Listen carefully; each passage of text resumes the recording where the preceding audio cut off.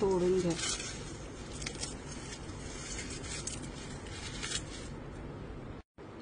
गव्हाच्या पिठापासून बनवलेल्या शेवया अशा तोडून घ्या।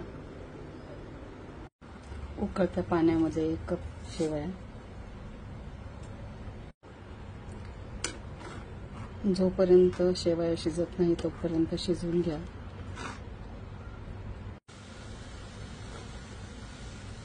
शेवई शिजून तयार आहे।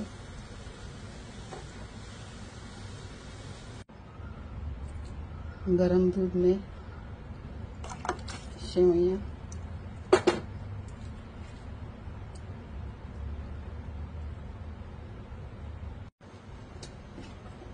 दोन ते 3 मिनिटांनी उकळी आली की साखर विरघळेल आणि ही खीर तयार आहे। आता